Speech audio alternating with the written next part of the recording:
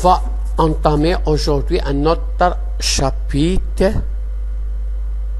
de l'économie générale et statistique, niveau deuxième bac. Ce chapitre s'intitule l'inflation. On va entamer maintenant une introduction générale. Nous avons vu que le marché il a un équilibre, soit sur le marché de concurrence pure et parfait, soit sur le marché de concurrence imparfait. Ce n'est pas la réalité. Le marché il est en déséquilibre car il y a plusieurs facteurs qui perturbent cet équilibre.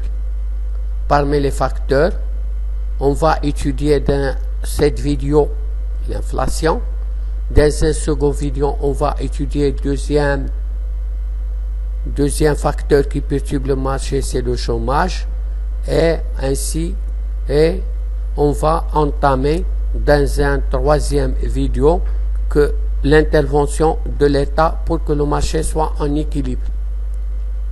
Maintenant, on va entamer le chapitre qui s'intitule l'inflation.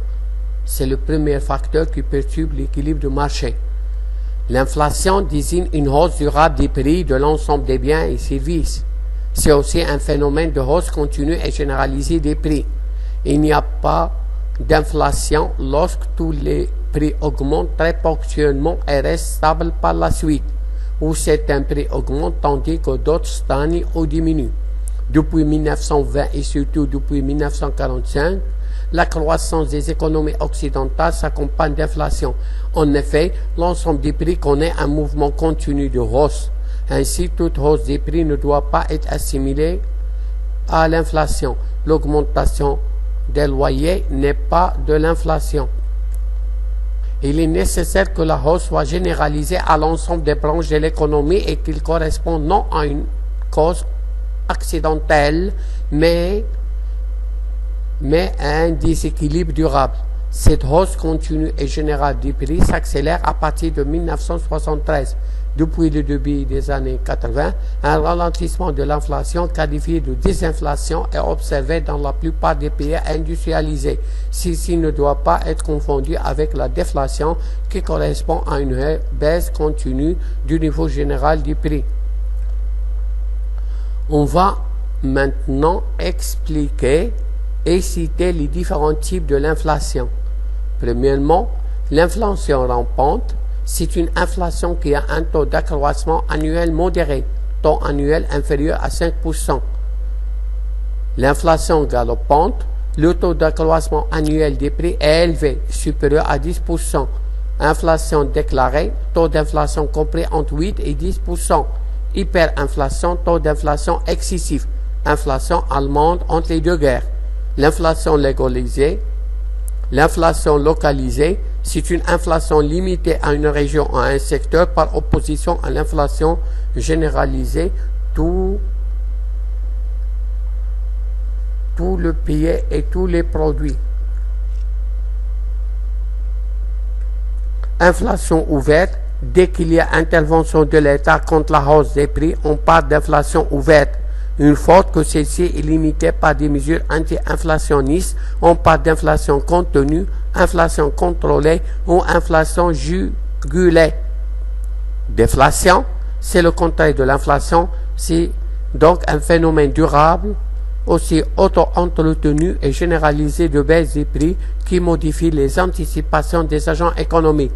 Désinflation, c'est une baisse du taux d'inflation. Stagflation, conjecture d'un ralentissement économique, d'une forte inflation et d'un chômage important.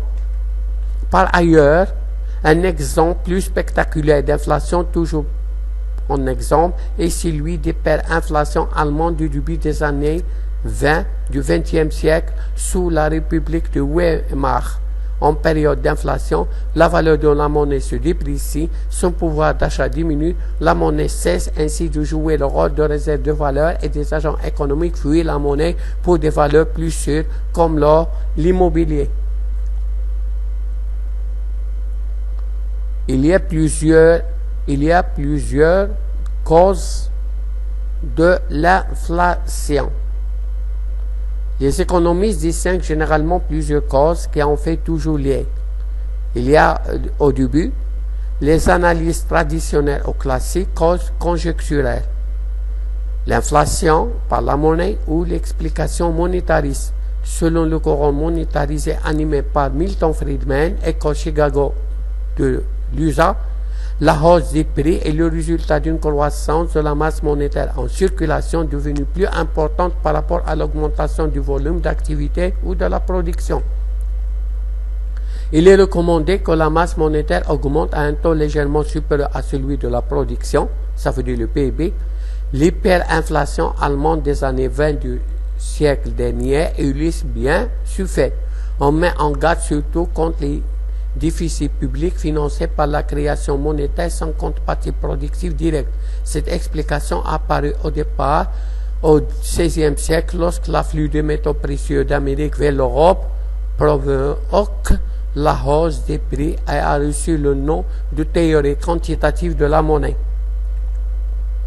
Deuxième, c'est l'inflation par la demande ou l'explication keynésienne. La hausse des prix est provoquée par une forte demande face à une offre de biens et services insuffisante. L'appareil productif ne peut pas croître des biens fournis. L'offre est peu élastique ou inélastique par rapport à la demande.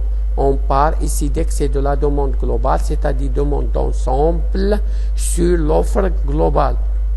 Plusieurs facteurs expliquent cette hausse de la demande: accroissement des revenus, les crédits bancaires, le surinvestissement entraînant distribution de revenus, consommation excessive, le déficit budgétaire, hausse de la demande publique, l'excédent de la balance commerciale.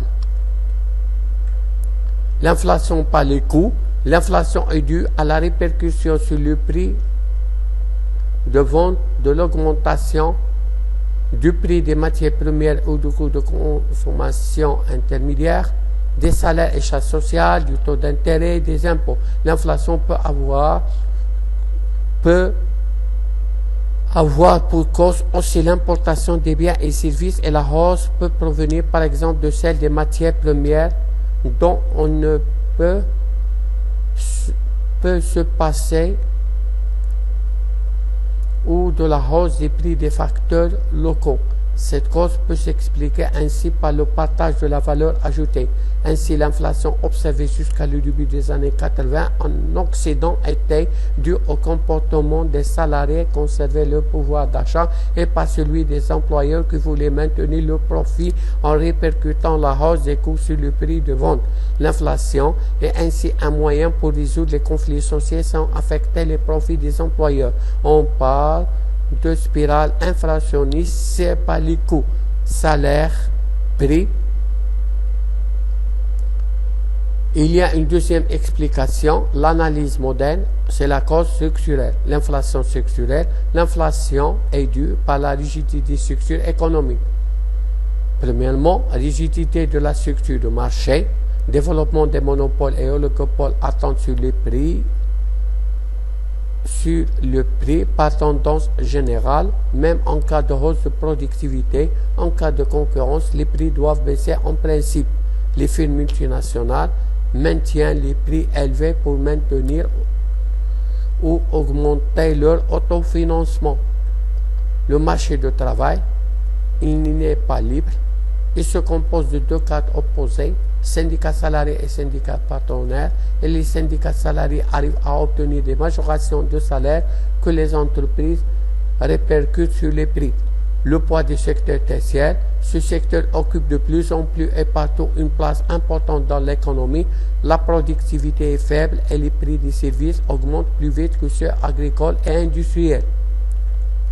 Les structures socio-culturelles.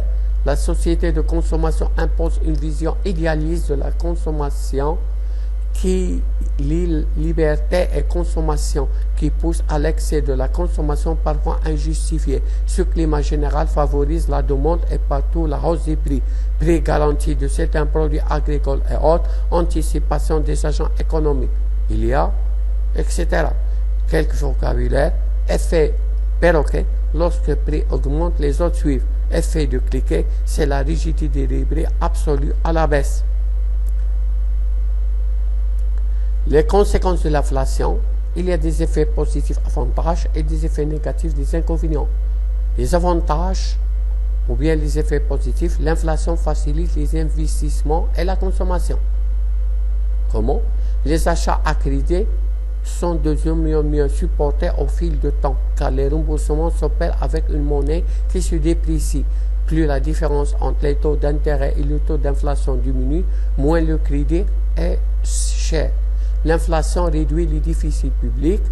La hausse des prix favorise la hausse des rentrées fiscales. L'État finance ainsi sa politique économique et sociale en diminuant le solde budgétaire. Il y a les effets négatifs, ça veut dire les inconvénients de l'inflation. L'inflation diminue le pouvoir d'achat de la monnaie. Ainsi, il pénalise les bénéficiaires des revenus fixes, les rentiers, les épargnants, les salariés à salaire rigide. Il aggrave de ce fait les inégalités sociales et la pauvreté. Il diminue la compétitivité des exportations. Elle favorise le déficit extérieur et le chômage. Les prix des produits importés peuvent devenir moins importants que ceux des produits locaux. En période d'inflation, la consommation augmente au détriment de l'épargne, d'où l'effet négatif sur l'investissement. Il oblige l'État à adapter une politique de rigueur, hausse du taux d'intérêt par la Banque centrale, hausse des impôts, baisse des dépenses publiques, ce qui se traduit par la baisse de la croissance et la hausse du chômage. Les référentiels distinguent les conséquences économiques des conséquences sociales. Ainsi, le tableau ci-dessus reste valable et correct. Toutes les conséquences présentées ci-dessus sont économiques, sauf la conséquence sur le pouvoir d'achat qui a un aspect social. Baisse du pouvoir d'achat des revenus fixes est faible et par là, l'inflation favorise l'inégalité des revenus.